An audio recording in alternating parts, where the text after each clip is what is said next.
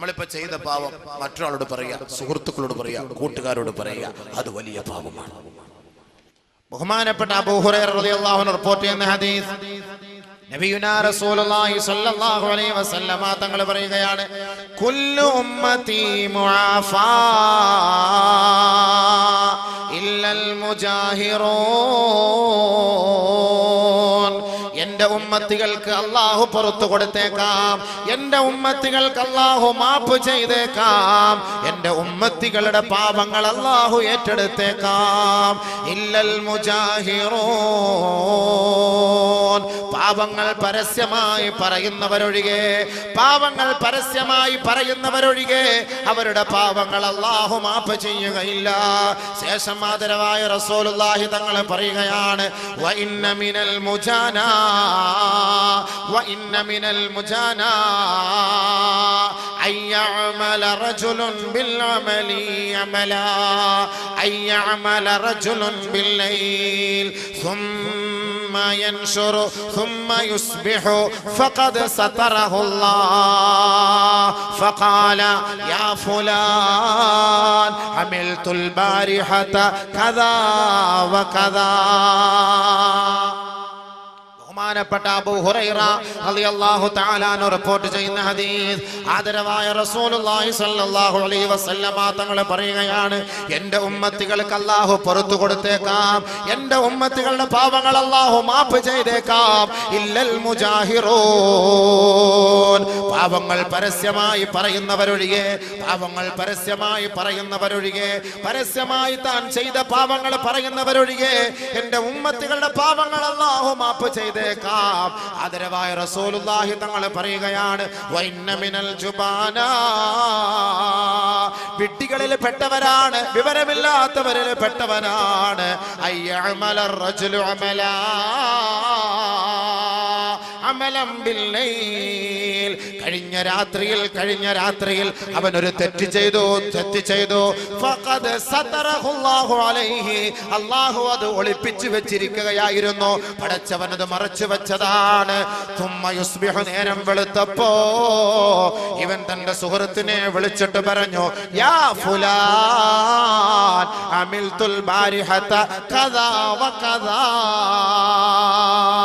ഏ സഹോദരാ, ഏ അളിയാ, ഏ സുഹൃത്തേ, ചെക്ക, ഞാൻ ഇന്നലെ രാത്രി ഇന്ന പെണ്ണുമായി ഞാൻ അങ്ങനെ ചെയ്തു, എനിക്ക് ഇന്നലെ ഒരു ഐറ്റം കിട്ടി, അവളുമായി ഞാൻ ഇന്ന സ്ഥലത്ത് പോയി, ഇന്ന സമയങ്ങളിൽ ഇത്ര സ്ഥലത്ത് ഞങ്ങൾ അടിച്ചു പൊളിച്ചു, ഞാൻ ഇന്ന തെറ്റ് ചെയ്തു എന്ന് അല്ലാഹു ഒളിപ്പിച്ചു വെച്ച, മറച്ചു വെച്ച തെറ്റുകൾ തന്റെ സുഹൃത്തുക്കളോട് പറയുന്നവരെ അവന്റെ പാപം അല്ലാഹു പൊറുക്കുകയില്ല, അവന്റെ പാപം അല്ലാഹു ഏറ്റെടുക്കുകയില്ല, അവൻ അല്ലാഹു പുറത്തു കൊടുക്കുകയില്ല.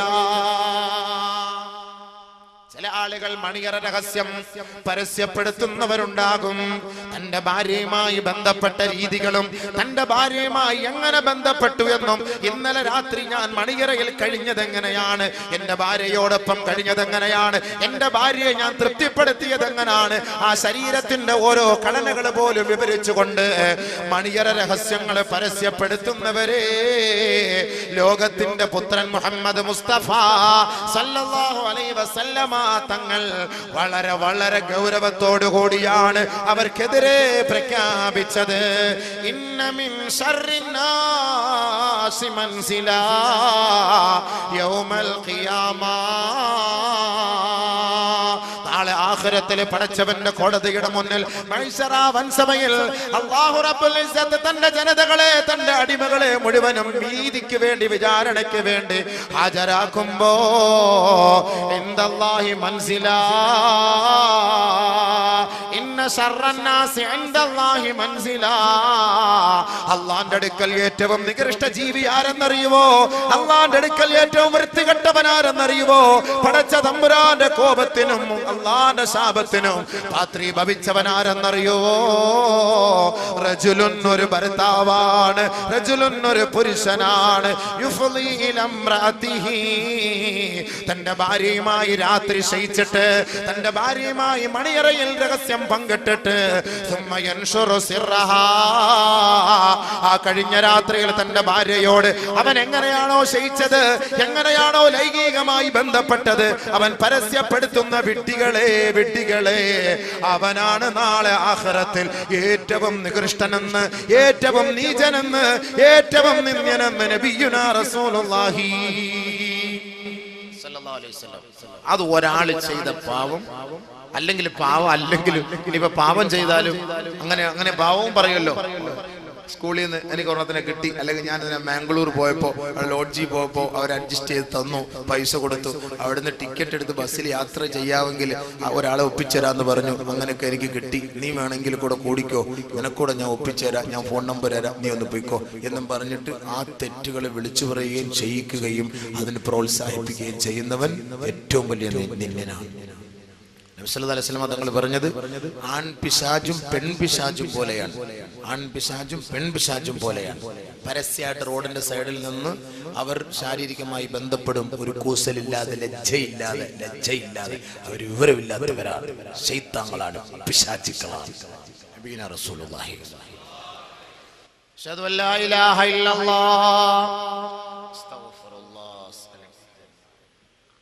അഷ്ഹദു അല്ലാ ഇലാഹ ഇല്ലല്ലാഹ് അസ്അലുകൽ ജന്നത അഊദു ബിക മിനൻ നാർ. അപ്പൊ അതുകൊണ്ട് എന്താ പറഞ്ഞത്? അപ്പൊ അതുകൊണ്ട് എന്തെങ്കിലുമൊക്കെ അങ്ങനെ ചെയ്തിട്ടുണ്ടെങ്കിൽ ഒന്ന് മാപ്പാക്കാൻ വേണ്ടി ആത്മാർത്ഥമായി റബ്ബിനോടൊന്ന് പറഞ്ഞാൽ നിറക്കണ്ണുകളോട് കൂടി. മനസ്സിലായില്ലേ? അപ്പൊ ഇങ്ങനെയാണ് തെറ്റിൽ നിന്ന് പരിഹാരം കാണേണ്ടത്. ഇനി അടുത്ത് വാ അടുത്ത് ഇനി തൗബ സ്വീകരിക്കണമെങ്കിൽ അടുത്ത വഴി എന്താണ്? തൗബ എന്നൊക്കെ പറഞ്ഞ നിങ്ങളിപ്പോ എന്താ ഈ വിചാരിച്ചത്? സംഭവം ഇത്രയും വലിയ സംഭവമാണെന്നാണ് നമ്മൾ അറിഞ്ഞില്ലല്ലോ. അടുത്തത് وإن كانت المعصية بينه وبين الله فلها ثلاثة شروط. അവന്റെ പാപം അവനും അല്ലാഹുവും തമ്മിലാണെങ്കിൽ 3 നിബന്ധനകൾ അവനുണ്ട്. ഒരു മനുഷ്യൻ തൗബ ചെയ്യണമെങ്കിൽ, പശ്ചാത്തപിക്കണമെങ്കിൽ, അവൻ ചെയ്ത പാപം അവനും അല്ലാഹുവും തമ്മിലുള്ള പാപമാണെങ്കിൽ ഫലഹാ സലാസത്ത് ശുറൂത്ത്, 3 നിബന്ധനകളാണ്. അല്ലാഹുവിനോട് ചെയ്ത പാപം, എനിക്ക് നിസ്കരിക്കയില്ല, കള്ളവും പറഞ്ഞ് വിചാരിച്ച് അത് ഇത് ഹറാമുകളൊക്കെ ചെയ്തിട്ട് അല്ലാഹുവായിട്ട് ബന്ധപ്പെട്ട പാപം, അങ്ങനെ ചെയ്താൽ ഫലഹാ സലാസത്ത് ശുറൂത്ത്, 3 നിബന്ധനകൾ അവൻ പാലിക്കണം. ഒന്ന്, പാവം പിഴുത് കളയണം. ഇപ്പൊ നിലവിൽ ചെയ്തുകൊണ്ടിരിക്കുന്ന പാവം അത് നിലവിൽ എടുത്ത് കളയണം, പറിച്ച് കളയണം. മുരടോടുകൂടി പറിച്ച് ഡിലീറ്റ് ആക്കി കളയണം. ഒന്ന് കൂടുതൽ വിശദീകരിക്കാൻ സമയമില്ല. അവൻ ചെയ്യുന്ന ആ ഒരു തെറ്റിന്റെ മേൽ അവനൊരു വിഷമമുണ്ടാകും, ഒരു ഖേദപ്രകടനം. അല്ലാഹ് ചെയ്തു പോയല്ലോ, തെറ്റായി പോയല്ലോ, പഠിച്ചവനെ ഒരു അക്രമമായി പോയല്ലോ, ഒരു വല്ലാത്തൊരു ഖേദപ്രകടനം. അതെപ്പോഴും ഉണ്ടാകണം. തെറ്റ് ചെയ്യുമ്പോ ഒരു ഖേദമുണ്ടാകുന്നത് അത് ഒരു ഈമാന്റെ ലക്ഷണമാണ് എന്നാണ് ഹബീബായ തങ്ങൾ പറയുന്നത്. ഒരു ഖേദമുണ്ടാവുക. എത്ര തെറ്റ് ചെയ്താലും പുല്ല് വില പോലുമില്ലാതെ വീണ്ടും തെറ്റ് ചെയ്യുന്നവൻ അവൻ ഈമാൻ ഇല്ലാത്തവന്റെ അടയാളമാണ്.